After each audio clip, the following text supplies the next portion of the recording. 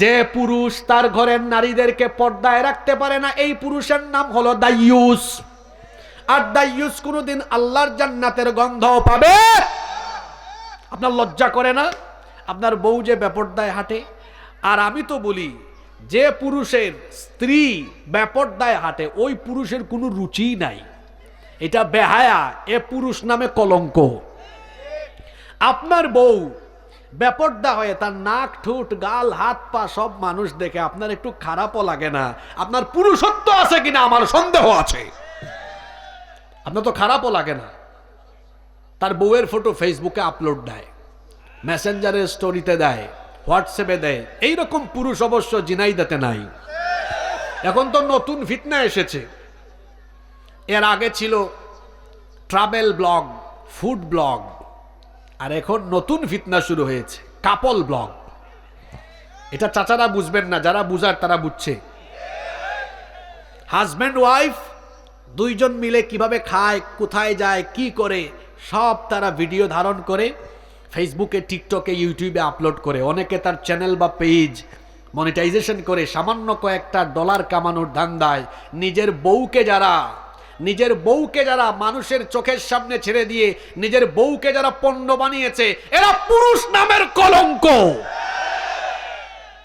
তোমার ভিতরে পুরুষত্ব আছে কিনা আমার সন্দেহ আছে। বউ তো হলো একজন পুরুষের কাছে মহামূল্যবান সম্পদ। আমি কি সম্পদ বলে ভুল বলেছি? না। তাহলে আপনি রসুলের ওই হাদিস জানেন না? ইবনে মাজাহ শরীফের হাদিস, রসুল বলেছেন আদ-দুনিয়া কুল্লুহা মাতা, দুনিয়ার সবকিছু হলো সম্পদ। ওয়া খায়রু মাতা'id দুনিয়া আল মারআতুস সালিহা, আর দুনিয়ার সকল সম্পদের মধ্যে নেককার নারী হলো সর্বশ্রেষ্ঠ সম্পদ। সুবহানাল্লাহ। যার নেককার স্ত্রী আছে দুনিয়াতে তার সবকিছুতে বরকত আছে। আর যার ঘরের বউটা খারাপ, তার টাকা পয়সা, ক্ষমতা, বাড়ি গাড়ি সব হলেও তার সুখ শান্তি আর থাকবে না। কারণ ঘরের বউ খারাপ থাকলে মানসিক একটা অশান্তি আছে না নাই? জোরে বলেন, আছে না নাই? আরেকটা হাদিস আমার মনে পড়লো, আল্লাহর নবী এজন্য বলেছেন, দুনিয়ায় যে ব্যক্তি 4টা জিনিস পেয়েছে সেই ব্যক্তি দুনিয়ার সুখ পেয়েছে। আরবাউম মিনাস সাআদাহ, 4টি জিনিস হচ্ছে সৌভাগ্যের আলামত। এই 4টা জিনিস যারা পেয়েছে এরা দুনিয়াতে সুখী। এর মধ্যে 1 নম্বর হচ্ছে আল মাসকানুল ওয়াসি', প্রশস্ত বাড়ি। 2 নম্বর আল মারকাবুল হানি, চলার জন্য একটা বাহন। আমার যত গুনাহ আছে মাফ করে দাও রমজানে, দুঃখ ব্যথা ভুলিয়ে দাও এই তো চাওয়া প্রাণপণে। আমার যত গুনাহ আছে মাফ করে দাও রমজানে, দুঃখ ব্যথা ভুলিয়ে দাও এই তো চাওয়া প্রাণপণে। রমজানের হক আদায় করার শক্তি দাও প্রভু, তোমার শরণ থাকুক মনে, অন্তরে ভয় দাও প্রভু। রমজানের হক আদায় করার শক্তি দাও প্রভু, তোমার শরণ থাকুক মনে, অন্তরে ভয় দাও প্রভু। হৃদয়ে দাও তোমারি নূর এই তো চাওয়া আনমনে, দুঃখ ব্যথা ভুলিয়ে দাও এই তো চাওয়া প্রাণপণে। আমার যত গুনাহ আছে মাফ করে দাও রমজানে, দুঃখ ব্যথা ভুলিয়ে দাও এই তো চাওয়া প্রাণপণে। মনের কালি দাও মুছে রহমতের রমজানে, হেরার আলো দাও ছড়িয়ে এই সমাজের সবখানে। মনের কালি দাও মুছে রহমতের রমজানে, হেরার আলো দাও ছড়িয়ে এই সমাজের সবখানে। জান্নাত যেন হয় ঠিকানা এই তো চাওয়া সব প্রাণে, দুঃখ ব্যথা ভুলিয়ে দাও এই তো চাওয়া প্রাণপণে। আমার যত গুনাহ আছে মাফ করে দাও রমজানে, দুঃখ ব্যথা ভুলিয়ে দাও এই তো চাওয়া প্রাণপণে। আমার যত গুনাহ আছে মাফ করে দাও রমজানে, দুঃখ ব্যথা ভুলিয়ে দাও এই তো চাওয়া প্রাণপণে। আমরা সকলেই পড়ছি আলহামদুলিল্লাহ। আমার সাথে সকলে পড়ুন, রব্বানা লাকাল হামদ হামদান কাসীরান তাইয়িবান মুবারাকান ফীহি। সবাই বলুন, ইয়া রব্বি লাকাল হামদু ওয়া লাকাশ শুকরু কামা ইয়ানবাগি লিজালালি ওয়াজহিকা ওয়া আযীমি সুলতানিকা। মহব্বতে সবাই পড়ুন, লাকাল হামদু বিল ঈমান ওয়া লাকাল হামদু বিল ইসলাম ওয়া লাকাল হামদু বিল কোরআন। আমরা প্রশংসা করলাম কার? ফায়দা হলো কার? ফায়দা হলো কার? আমাদের। আমরা যদি এখানে সবাই মিলে কোনো ব্যক্তির গুণগান গাই, কোনো ব্যক্তির প্রশংসা করি, ফায়দা কি আমাদের হবে না তার হবে? কিন্তু দেখুন, আমরা যখন আল্লাহ তাআলার শুকরিয়া আদায় করি, প্রশংসা আদায় করি, তখন ফায়দা আমাদেরই হয়। আল্লাহ খুশি হয়ে আমাদের আমলনামাকে নেকি দিয়ে ফিল আপ করে দেন। ফজিলত কিন্তু এখানে শেষ নয়। আমরা যখন আল্লাহর জিকির করি, আমরা যখন আল্লাহকে স্মরণ করি, আমরা যখন আল্লাহ তাআলার প্রশংসা করি, আল্লাহ তখন এর চাইতে আরো উত্তম সমাবেশে, অর্থাৎ ফেরেশতাদের সমাবেশে আল্লাহ তখন আমাদের প্রশংসা করেন। যেমন এই মুহূর্তে আমরা রঘুনন্দনপুরে বসে আল্লাহর অসংখ্য বান্দাবান্দিরা শুকরিয়া করলাম কার? মহান আল্লাহ এখন আরশে আজিমে ফেরেশতাদেরকে ডেকেছেন, ডেকে বলেছেন, তোমরা তো মানুষ বানানোর সময় আমাকে নিষেধ করেছিলে, বলেছিলে এই মানুষ দুনিয়াতে গেলে আমার শুকরিয়া করবে না, আমার ইবাদত করবে না, তারা হানাহানি বিশৃঙ্খলা করবে। ফেরেশতারা তাকিয়ে দেখো ঝিনাইদহের শৈলকুপার রঘুনন্দনপুরে আমার বানানো, আমার সৃষ্টি করা এই বান্দাবান্দিরাই এখন আমার প্রশংসা করছে। এই জন্য তোমাদেরকে ডেকে এই উত্তম সমাবেশে আমি আমার ঝিনাইদহের শৈলকুপার রঘুনন্দনপুরের বান্দাবান্দিদের প্রশংসা তোমাদের সামনে করলাম। আল্লাহু আকবার। তাহলে আল্লাহর প্রশংসায় ফায়দা আছে না নাই? এজন্য আমরা সকল কাজ শুরু করব কার নামে? সকল কাজে প্রশংসা করব কার? আল্লাহর শুকরিয়া আদায়ের পর দুরুদ এবং সালাম পেশ করছি খাতামুন নবিয়্যিন আশরাফুল আম্বিয়া ওয়াল মুরসালিন রাহমাতাল লিল আলামিন নবিয়ুনা ওয়া সাইয়্যিদুনা ওয়া কুদওয়াতুনা মুহাম্মাদুর রাসূলুল্লাহ। আমরা বলি সাল্লাল্লাহু আলাইহি ওয়াসাল্লামের প্রতি, যাকে আল্লাহ তাআলা মানব জাতির হেদায়াতের জন্য প্রেরণ করেছেন। আল্লাহুম্মা সাল্লি আলাইহি আল্লাহুম্মা বারিক আলাইহি। আল্লাহর শুকরিয়া আদায়ের পর আমি কৃতজ্ঞতা এবং ধন্যবাদ জানাচ্ছি আজকের ইন্তেজামিয়া কমিটিকে, যাদের অক্লান্ত পরিশ্রমের ফলে আজকের এই সুন্দর আয়োজন সম্পন্ন হলো। আল্লাহ তাআলা আমার ভাইদের গুনাহ খাতা মাফ করে দেন। আপনারা আমিন আসতে কেন বলেছেন আমি জানি, কারণ আপনারা ভাবছেন হুজুর ওনারা কষ্ট করে আসছে, আমরাও তো কষ্ট করে আসছি, কিন্তু আপনি শুধু ওনাদের জন্য দোয়া করলেন, আমাদের জন্য করলেন না। শোনেন আমার বাবারা, আমার প্রিয় ভাইয়েরা, আমরা যখন আমাদের অপর কোনো মুসলমান ভাইয়ের জন্য দোয়া করি, ফেরেশতা তখন আমাদের জন্য আল্লাহর কাছে দোয়া করে। এখন সুবহানাল্লাহ এত জুড়ে পড়লেন কেন? কারণ স্বার্থ আছে, যেদিকে আমরা আছি সেদিকে, এটা আমাদের স্বভাব। তবে মনে রাখবেন, আমরা যতটা সংকীর্ণ চিন্তা করি, ইসলাম কিন্তু ততটা সংকীর্ণ নয়। আমরা যখন অন্য কোনো মুসলমান ভাইয়ের জন্য দোয়া করি, ফেরেশতা তখন বলে আল্লাহ এই দোয়াটা যার জন্য দোয়া করা হয়েছে তার জন্য কবুল করেন পরে, যে দোয়া করেছে তার জন্য এটা কবুল করেন আগে। সুবহানাল্লাহ।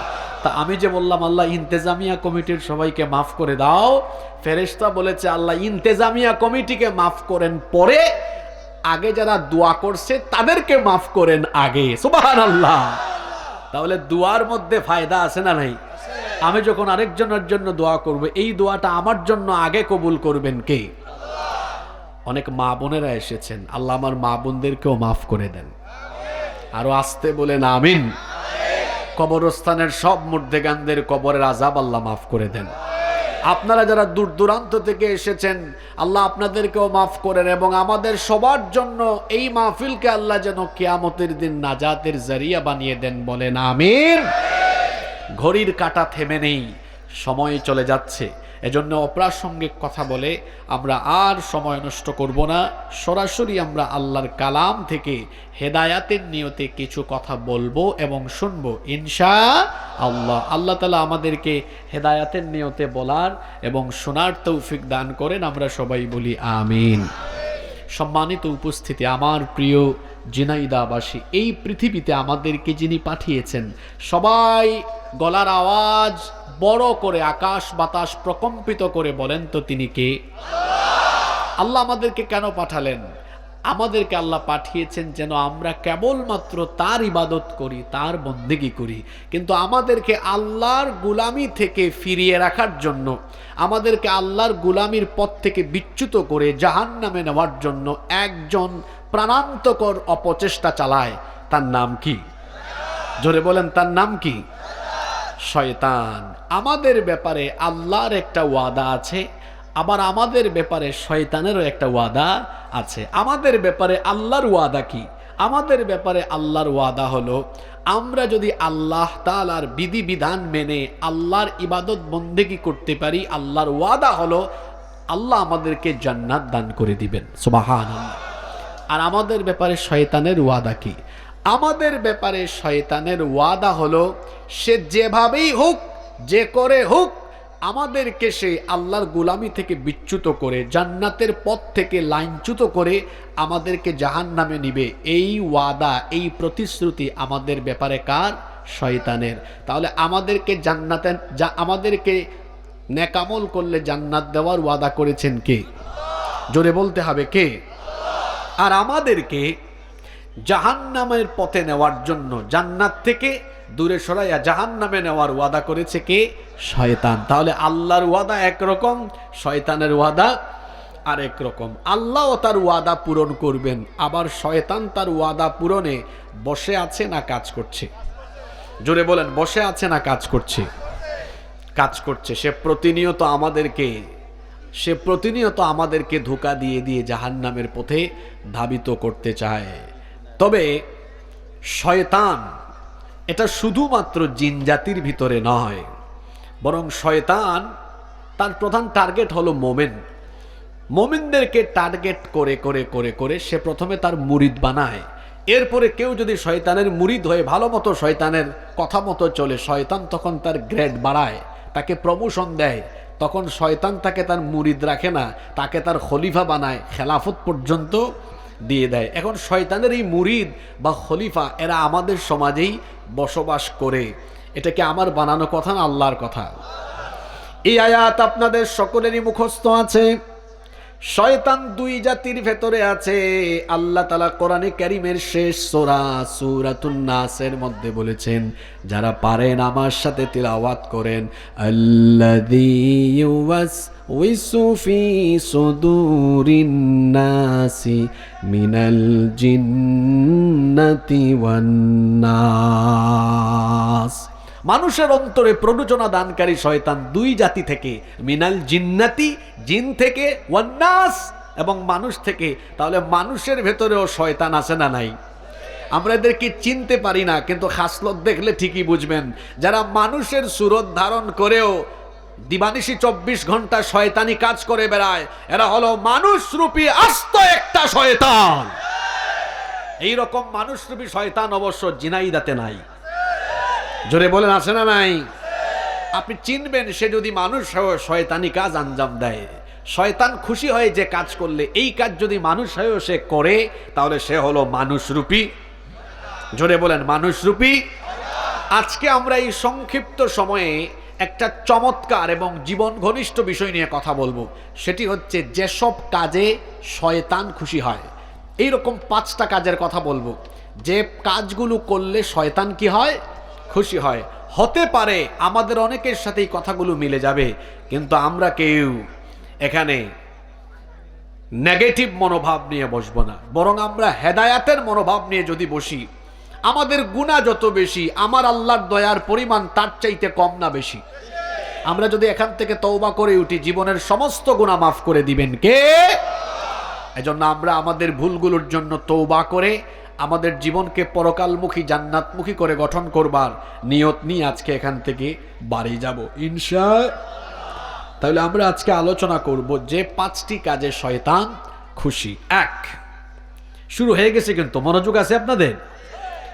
1, যখন কোনো মুমিন ব্যক্তি বেনামাজি হয়, শয়তান এতে খুশি না বেজার? জোরে বলতে হবে, খুশি না বেজার? আচ্ছা, শয়তান ছিল কোথায়? সে তো ছিল জান্নাতে। তাকে আল্লাহ জান্নাত থেকে বের করে দিলেন একটা অপরাধের কারণে। সেটা হলো আল্লাহ হুকুম করেছিলেন তাকে কি দেওয়ার জন্য? সবাই বলেন, কি দেওয়ার জন্য? আল্লাহর হুকুম পাওয়ার পরে সে কি এই হুকুম মানলো না অমান্য করলো? রব্বুল আলামিন কোরআনুল কারীমে বলছেন, ওয়া ইয ক্বালা রাব্বুকা লিল মালাইকাতি ইসজুদু লিআদামা ফাসাজাদু ইল্লা ইবলিস আবা ওয়াস্তাকবারা ওয়া কানা মিনাল কাফিরিন। আল্লাহ তাআলা বলছেন, আর স্মরণ করো যখন তোমার রব ফেরেশতাদেরকে বললেন তোমরা আমার আদমকে সাজদা দাও, ফাসাজাদু, অতঃপর সবাই আল্লাহর হুকুম মেনে সাজদা দিল, ইল্লা ইবলিস, কেবলমাত্র একজন সাজদা দিল না, যে আল্লাহর হুকুম আসার পরেও সাজদা দিল না, তার নাম হলো ইবলিস। আল্লাহ বলছেন, আবা ওয়াস্তাকবারা ওয়া কানা মিনাল কাফিরিন, সে আল্লাহর হুকুম অস্বীকার করলো, অমান্য করলো, অহংকারী আচরণ প্রদর্শন করলো, যার কারণে সে কাফিরদের অন্তর্ভুক্ত হয়ে গেল। একটা সাজদা না দেওয়ার কারণে তাকে জান্নাত থেকে যিনি বের করে দিলেন, গলার আওয়াজ বড় করে বলেন তিনি কে? আমাদের জন্য আল্লাহ তাআলা দৈনিক কত ওয়াক্ত নামাজ ফরজ করেছেন? আস্তে বলবেন না, জোরে বলেন, কত ওয়াক্ত? এই 5 ওয়াক্ত নামাজে মোট কত রাকাত নামাজ ফরজ? 17। জোরে বলেন কত? প্রত্যেক রাকাতে সাজদার সংখ্যা মোট কয়টা? তাহলে 17 রাকাত ফরজ নামাজে মোট সাজদার সংখ্যা হইল কয়টা? 34টা। একদিনে আপনার জন্য 34টা সাজদা দেওয়া ফরজ, বাধ্যতামূলক। কি আশ্চর্য ব্যাপার! ইবলিস মাত্র একটা সাজদা না দিয়ে জান্নাত থেকে বিতাড়িত হয়েছে, আর আপনি প্রত্যেক দিন 34টা ফরজ সাজদা বাদ দিয়ে জান্নাতে যাওয়ার আশা করে বসে আছেন, যেন মনে হয় জান্নাত আপনার মামুর বাড়ি, নানার বাড়ি। নামাজ ছাড়া জান্নাতের গন্ধ পাওয়া যাবে না। বেনামাজিরা হলো কাফির। আল্লাহর নবী বলেছেন, বাইনাল আবদি ওয়া বাইনাল কুফরি তারকুস সালাহ, আল্লাহর বান্দা আর কাফিরের মধ্যে পার্থক্য হলো নামাজ ছেড়ে দেওয়া। নবীজি আরো বলেছেন, মান তারাকাস সালাতা মুতাআম্মিদান ফাকাদ কাফারা, যে ব্যক্তি ইচ্ছে করে নামাজ ছাড়লো সে ব্যক্তি আল্লাহর সাথে কুফরি করলো। আহারে, আমরা ঈমান আনার পরে আমাদের জন্য তো প্রধান দায়িত্ব ছিল নামাজ আদায় করা। ঈমান আনার পরেই একজন মুসলমানের দায়িত্ব হলো কি আদায় করা? আস্তে বলবেন না, জোরে বলেন, কি আদায় করা? ওয়াজ শোনা নফল, কিন্তু নামাজ আদায় করা হলো। আমার দেশে আশ্চর্য এক ব্যাপার আপনি লক্ষ্য করবেন, ওয়াজ মাহফিলে প্যান্ডেলে জায়গা হয় না, কত মানুষ জায়গা না পেয়ে দাঁড়িয়ে থাকে, কিন্তু দেখা যায় আজানের সময় আজান হলে পরে নামাজের টাইমে মসজিদের প্রথম কাতারও পূরণ হয় না। এই রকম চিত্র আছে না নাই? ওয়াজ শোনা আপনার জন্য নফল, কিন্তু 5 ওয়াক্ত আজানে হলে নামাজে গিয়ে জামাতে নামাজ আদায় করা হলো ফরজ। আল্লাহর নবীর মসজিদ তিনি বানালেন, মসজিদে নববী। আল্লাহর নবী এমন ভাবে মসজিদটা বানালেন, উপরে ছিল খেজুর পাতার ছাউনি, নিচে কোনো দামি টাইলস ছিল না, ইটালিয়ান কোনো কার্পেটও ছিল না, কোনো দামি টাইলস বা কার্পেট কিছুই ছিল না। আমার নবীর মসজিদ ছিল কাঁচা, কিন্তু মুসল্লি ছিল পাকা। এখন আমাদের প্রত্যেকটি গ্রামে গ্রামে এলাকায় এলাকায় আমাদের মসজিদ হয়েছে পাকা, কিন্তু মুসল্লির অভাবে আমাদের মসজিদগুলো পড়ে থাকে ফাঁকা। কি আশ্চর্য অবস্থা, কি আশ্চর্য অবস্থা! এক ওয়াক্ত নামাজেরও খবর নাই সে নাকি আবার মুসলমান। আল্লাহর নবী বলেছেন, যার মধ্যে নামাজ নাই তার মধ্যে দ্বীন নাই, তার মধ্যে ঈমান নাই। কয় হুজুর কি বলেন আপনি? আপনি আমার নাম জানেন? আমার বাপ আমার নাম রেখেছে ঈমান আলী, আমার ঈমান যাবে কেমনে? আমাদের দেশে বহু মানুষের নামের সাথে কাজের কোনো মিল নাই। যেমন এক ব্যক্তির নাম তার বাবা রেখেছে ফজর আলী, জীবনেও ফজরের নামাজে যায় না, ঘুম থেকে উঠে 10টার সময়। তার বাপ তার নাম রেখেছে জোহর আলী, কিন্তু জোহরের নামাজে যায় না। এক বাপ তার ছেলের নাম রেখেছে রমজান আলী, কিন্তু সে রমজান মাসে দুপুরবেলা গাঞ্জা টানে। আরেকজন তার ছেলের নাম রেখেছে কুরবান আলী, সামর্থ্য আছে, কিপটা বেটা, কুরবানি দেয় না। কত মানুষের নাম আছে আব্দুল মোমেন, কিন্তু লোকটা এমন এমন কাজ করে, সুদ খায়, ঘুষ খায়, অন্যায় অনাচার পাপাচারে ভরপুর তার জীবন। ওই লোকটা নামে মোমেন হলেও চেহারা সুরতে সে মানুষ হলেও সে হলো মানুষ রূপী আস্ত একটা শয়তান। আপনি নাম দিয়ে মুসলমান হতে পারবেন? আপনার মধ্যে মুসলমানিত্বের কাজ থাকার দরকার আছে না নাই? কি আশ্চর্য অবস্থা! 5 ওয়াক্ত নামাজের খবর তার নাই, কিন্তু সে নিজেকে দাবি করে মুসলমান। কি ওয়াক্ত নামাজ কিভাবে আমাদের কাজা হয়ে যায়! আমার জাতীয় কবি কত সুন্দর কবিতার মধ্যে আমার সমাজের বেনামাজি মানুষের চিত্র তুলে ধরেছেন। কবি সুন্দর করে বলছেন, ঘুমাইয়া কাজা করেছ ফজর, তখনও জাগনি যখন জোহর, হেলায় খেলায় কেটেছে আসর, মাগরিবের ওই শুনিয়া যান, এখনো জামাতে হওরে শামিল, এখনো এর সাথে আছে স্থান, বাজিছে দামামা বাদরে আমামা, শির উঁচু করি মুসলমান, দাওয়াত এসেছে নয়া জামানার, ভাঙা কেল্লায়ুরে নিশান। কিভাবে আমাদের 5 ওয়াক্ত নামাজ কাজা হয়, কবি এই কবিতার প্রতিটি লাইনে লাইনে তা বললেন। ফজর কি করে যায় তিনি বললেন, ঘুমাইয়া কাজা করেছো ফজর। ফজরের টাইমে ঘুমায়, নামাজের কোনো খবরও। ফজরের ক্ষণ গেল পরনি নামাজ, জোহরেও ডুবেছিলে নিয়ে শত কাজ। ফজরের ক্ষণ গেল পরনি নামাজ, জোহরেও ডুবেছিলে নিয়ে শত কাজ। হেলায় খেলায় গেল আসরের কাল, মাগরিবেও পড়লে না নামাজির সাজ। ফজরের ক্ষণ গেল পরনি নামাজ, জোহরেও ডুবেছিলে নিয়ে শত কাজ। ফজরে যে আপনি নামাজে না গিয়ে ঘুমিয়ে থাকলেন, ও আমার বাবারা, আমার কলিজার টুকরা প্রিয় তরুণ যুবক ভাইয়েরা, বলেন তো জোহরের আগে আমাদের জানাজা রেডি হওয়ার সম্ভাবনা আছে না নাই? আরো জোরে বলেন, আছে না নাই? কেমন করে ঘুমাও তুমি, কেমন করে ঘুমাও তুমি, ফজর করে কাজা, এমন তো হতে পারে জোহরে জানাজা। হতে পারে কি পারে না? কি করে আপনি ফজরের নামাজ কাজা করলেন? আপনার কি একটু খারাপ লাগে না? আপনার মাথায় কি এই চিন্তা আসে না যে আমি তো জোহরের আগে লাশ হয়ে যেতে পারি? এভাবে আপনার ফজর যায়, জোহর যায় আপনার গাফলতিতে অবহেলায়, আসর চলে যায় খেলাধুলায়, মাগরিব চলে যায় রং তামাশায়, এশা চলে যায় আড্ডায় আড্ডায়।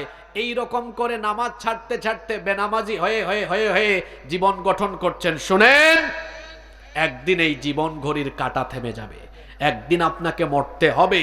এ ব্যাপারে কোনো সন্দেহ আছে?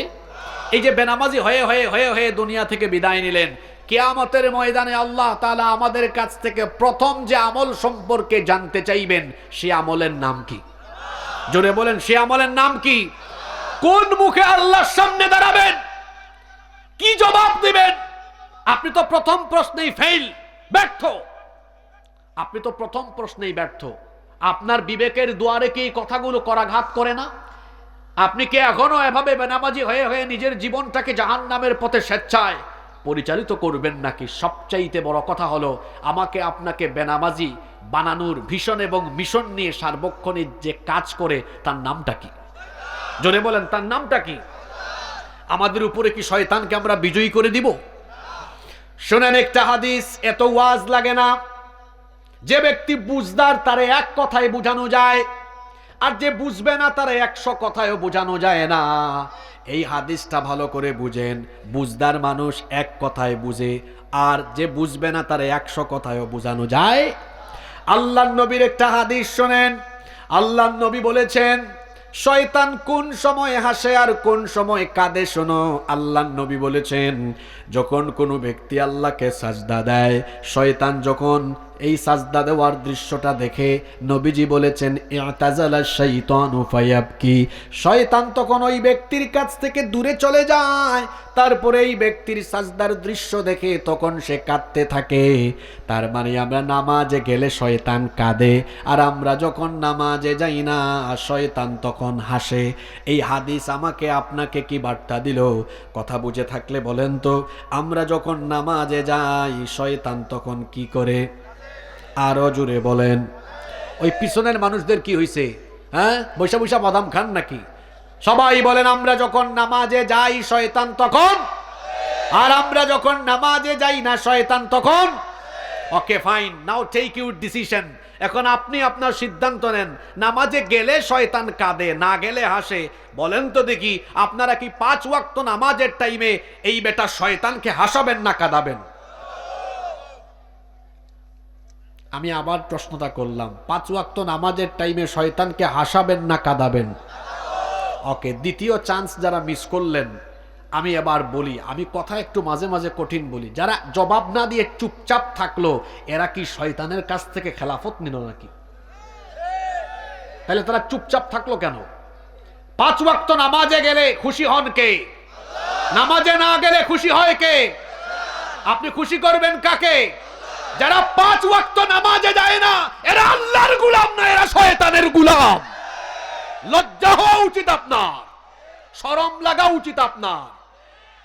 আর যদি আপনার হায়া শরম না থাকে তো সেটা ভিন্ন কথা। লজ্জা হলো মুমিনের ভূষণ। যার মধ্যে হায়া শরম নাই তার মধ্যে ঈমান। লজ্জা করে না, খারাপ লাগে না? ফজরের সময় বেনামাজি হয়ে ঘুম থেকে উঠে শয়তানকে খুশি করে শয়তানকে হাসায়া দিনটা শুরু করেন, আপনার কি একটুও খারাপ লাগে না? শয়তান কি আপনার মগজের মধ্যে তার নাপাক পেশাব ঢেলে দিয়েছে নাকি, যে এই কথাগুলো আপনি উপলব্ধি করতে পারেন না? 5 ওয়াক্ত নামাজ ছেড়ে দিলে গুলামি হয় শয়তানের, আর 5 ওয়াক্ত নামাজ আদায় করলে গুলামি হয় কার? আমরা গুলামি করব কার? আরো জোরে বলেন, গুলামি করব কার? নামাজে গেলে খুশি হন কে? না গেলে খুশি হয় কে? যারা আমরা প্রত্যেক দিন আল্লাহকে খুশি করতে কারা কারা রাজি আছে দিকে হাত তুলে দেখান। ওকে, হাত নামাবেন না। আল্লাহকে খুশি করতে হলে কি নামাজ ছাড়বো না আদায় করব? জীবনে আর নামাজ ছাড়বো না, এই ওয়াদাটুকু কি করা যায়? তাহলে ভালো করে হাত তুলে বলেন, আল্লাহ আমরা আর কোনোদিন নামাজ ছাড়বো না। এই ওয়াদাটা করলেন আমার সাথে না আল্লাহর সাথে? হাত নামান। তাহলে 1 নাম্বার পয়েন্ট, যেসব কাজে শয়তান খুশি তার মধ্যে 1 নাম্বার পয়েন্ট জানলাম, নামাজ ছাড়লে খুশি কে? জোরে বলেন। আপনারা কি শয়তানকে খুশি করবেন? শয়তানকে খুশি করবেন? তাহলে সালাত আদায় করার দরকার আছে না নাই? সালাত কায়েম করো, সালাত কায়েম করো, হবে সম্মানী তুমি, হবে জান্নাতি তুমি, দেবে কাল হাসরে শীতল ছায়া আরশে আযীম, রব্বিয়াল আলা, রব্বিয়াল আযীম। পারেন না? বলেন রব্বিয়াল আলা। মুমিন তুমি, সালাত তোমার মস্ত পরিচয়, দুনিয়া তোমার আজকে আছে কালকে হবে লয়, আজকে রুকু সাজদা করো, নিজ পরিচয় আঁকড়ে ধরো, তবেই তো মুমিন। সালাত তোমার অঙ্গে মাখো, সঙ্গে রাখো, হবে না বিলীন, রব্বিয়াল আলা, রব্বিয়াল আলা। আল্লাহ সবাইকে নামাজি বানিয়ে দাও। আপনারা শেষ পয়েন্ট বলা পর্যন্ত কি আমাকে সময় দিবেন? নাম্বার 2, 2 নাম্বার, যে কাজে শয়তান খুশি। এটা খুব সেনসিটিভ পয়েন্ট, সমসাময়িক অনেক কথা আসবে, মনোযোগ আছে তো সবার। 2, মুসলমানরা দলাদলি করে দলে দলে দলে দলে বিভক্ত থাকলে শয়তান খুশি না বেজার? জোরে বলেন। কারণ আমরা দলে দলে বিভক্ত হয়ে থাকলে মুসলমানদের শক্তি, ইসলামের শক্তি কমবে না বাড়বে? জোরে বলেন, কমবে না বাড়বে? আজকে দেখুন ফিলিস্তিনের গাজা নিয়ে ষড়যন্ত্র শুরু হয়েছে। ডোনাল্ড ট্রাম্প, এই বেটা তো একটা পাগল, সে এবার নির্বাচনে জেতার পরে সে বলছে যে আমরা গাজার সমস্যা সমাধান করতে চাই। এই সমাধানটা কিভাবে করব? আমরা গাজার লোকদেরকে জর্ডানে আর মিশরে স্থানান্তর করে আমরা মধ্যপ্রাচ্যে শান্তি প্রতিষ্ঠা করব। আচ্ছা, যাদের বাড়িঘর গাজায়, ফিলিস্তিনে, তাদেরকে তাদের বাড়িঘর থেকে অন্য দেশে পাঠিয়ে দিলে শান্তি প্রতিষ্ঠা হবে না অশান্তি হবে? জোরে বলেন, শান্তি প্রতিষ্ঠা হবে না অশান্তি প্রতিষ্ঠা হবে? ডোনাল্ড ট্রাম্প আর ইসরায়েলের অসভ্য এই ইহুদিরা, এরা এইরকম কথা বলার সাহস পেত না যদি পৃথিবীতে 57-58টা দেশের মুসলিম রাষ্ট্রের রাষ্ট্রপ্রধানরা ঐক্যবদ্ধ হয়ে গাজা আর ফিলিস্তিনের নির্যাতিত মুসলমান ভাই বোনদের পাশে দাঁড়াতেন, তাহলে অসভ্য ইসরায়েলের ইহুদিরা আর পশ্চিমারা গাজার দিকে হাত তোলার সাহস পেত না। এই বাংলাদেশে সুদীর্ঘ 17 বছর আপনারা আলেম ওলামার উপরে, ইসলামপন্থীদের উপরে জুলুম নির্যাতন দেখেছেন। আপনারা বলেন তো, যদি আমরা আলেম ওলামা, ইসলামী দলসমূহ আর সকল মুসলমানরা যদি ঐক্যবদ্ধ থাকতাম, জালিমের গোষ্ঠী একজন আলেমের হাতে হাত করা পরানোর সুযোগ পেত? আসতে বলবেন না পেত? এই সুযোগ আমরা তৈরি করে দিয়েছি, এই সুযোগ আমরা তৈরি করে দিয়েছি। এই যে দেখুন, 6 মাস হয়ে গেল, 5ই আগস্টের পরে আমরা ভেবেছিলাম হয়তোবা এখন আলেম ওলামারা ঐক্যবদ্ধ হবেন। আপনাদের কি মনে হয় আলেম ওলামারা ঐক্যবদ্ধ হলে এই দেশে ইসলামের বিজয় কেউ ঠেকাতে পারবে? জোরে বলেন, পারবে? আপনারা আলেমদেরকে এক দেখতে চান কি চান না? আপনাদের ভেতরে সমস্যা নাই সেটা আমরাও জানি, সমস্যা সব আমাদের মধ্যে। আমরা এক হুজুর আরেক হুজুরে দেখতে পারি না, এটা বড় মারাত্মক সমস্যা। পাল্লায় যেমন ব্যাঙ রাখা কঠিন, তেমনি হুজুরদেরকেও এক সারিতে বসানো অনেক কঠিন। কিন্তু হুজুররা যদি এক হয়ে যেতে পারতাম, তাহলে দেখতেন এই বাংলাদেশের নবদিগন্তের সূচনা হতো। বড় আশ্চর্যের ব্যাপার হলো, আমরা আলেম হয়ে আলেমকে না চিনলেও জালেমে কিন্তু আলেম চিনে। অর্থাৎ আমরা অনেক সময় টুপি দিয়া, লেবাস দিয়ে, অথবা আমরা আমাদের মাদ্রাসা দিয়ে আমরা ভাগ করি, উনি কৌমির, উনি আলিয়ার, উনি চরমুনাই, উনি হেফাজত, উনি জামাত, উনি খেলাফত। আশ্চর্য ব্যাপার, আমরা আলেম হয়ে আলেমকে না চিনলেও জালিমে কিন্তু আলেম চিনে। জালেম যখন আলেম ধরে কয় সবগুলারে ধর, কাউকে ছাড়িস না। এই জন্য দেখা যায় ধরার সময় চরমুনাইও ধরে, জামাতও ধরে, কৌমিও ধরে, আলিয়াও ধরে। দেখেন না, মাওলানা মামুনুল হককে নিয়ে রাখে যে জেলে, মুফতি আমির হামজাকেও নিয়ে রাখে সেই জেলে। এজন্য আমি বলি আফসোস, আমরা আলেম হয়ে আলেমকে না চিনলেও জালিমের গোষ্ঠী কিন্তু আলেম চিনে। যদি আমরা আলেমরা এক থাকতাম, তাহলে জালিমে এত দুস্তি হতো না। দেখেন না, সব জালিমের মুখের ভাষা কিন্তু একরকম। আলেমে বিভেদ এখন, জালিমে দোস্তি। আলেমে বিভেদ এখন, জালিমে দোস্তি। পথের ঠিকানা জানা নেই কারো, কে কোথায় পাবে স্বস্তি, কে কোথায় পাবে স্বস্তি। আমরা এখন কোথায় পড়ে আছি শোনেন। সালাতে দুহাত কোথায় বাঁধবে নাভির উপরে বুকে, আমিন বলবে চুপি সারে নাকি সজোরে আওয়াজ ফুকে।